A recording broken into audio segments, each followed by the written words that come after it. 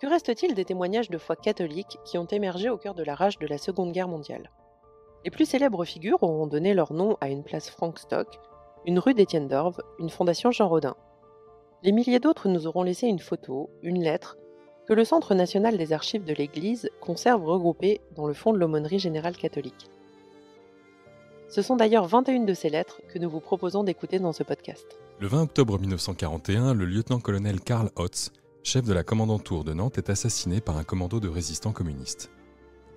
Hitler exige alors des représailles immédiates. Le 21 octobre, le général Otto von Stuppnagel, chef de l'armée d'occupation en France, ordonne de faire fusiller 50 otages. Cet événement provoque une onde de choc en France, mais aussi au-delà. À Londres, De Gaulle condamne ces exécutions et désigne la ville de Nantes dès le 11 novembre 1941 comme membre de l'ordre des Compagnons de la Libération.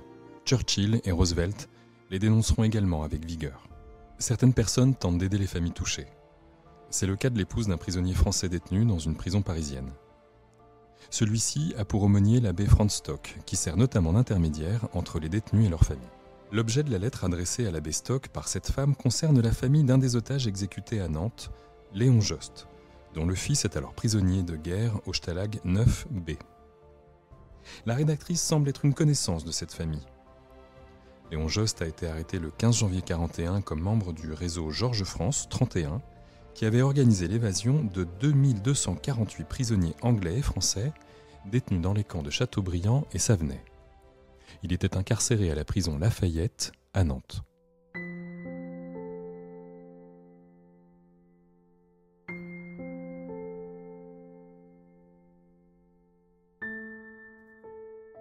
Nantes, 41 rue Lamorcière, lundi 27 octobre 1941.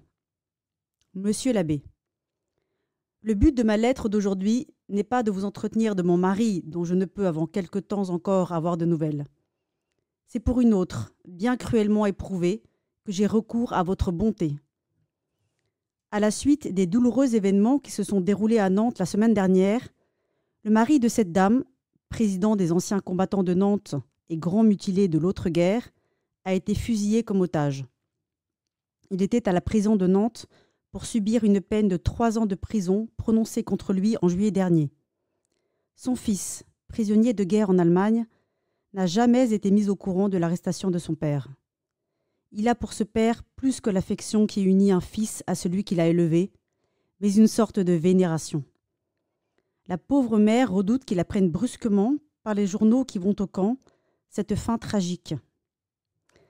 Des amis communs à qui j'avais parlé de vous et du secours moral que vous avez apporté à mon mari comme à moi-même ont pensé que par votre intermédiaire, il serait peut-être possible de faire prévenir ce jeune homme. Son nom est Michel Jost, numéro 2549, Stalag 9B, commando 171. Vous est-il possible d'entrer directement en rapport avec un aumônier de ce camp qui pourrait préparer peu à peu le prisonnier à apprendre la vérité? Si oui, puis-je vous demander de me le faire savoir par retour? Les autorités allemandes doivent remettre ces jours-ci à Madame Jost la dernière lettre écrite par son mari avant l'exécution. En résumé, je vous demande seulement, pour aujourd'hui, de me fixer sur la possibilité de faire connaître à Michel Jost la mort de son père. Je vous remercie à l'avance de tout mon cœur, sachant que je peux compter sur votre dévouement et vous redis, monsieur l'abbé, ma profonde reconnaissance. Madame et tout.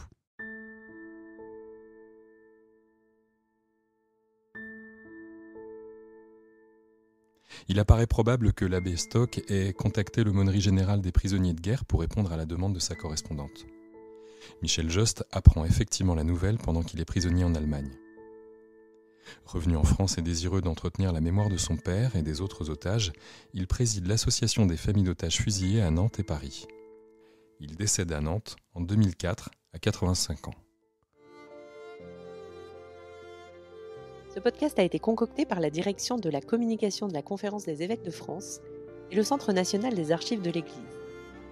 On vous invite à découvrir sur le site église.catholique.fr le dernier numéro de Documents Episcopat à propos des archives de l'Église de France.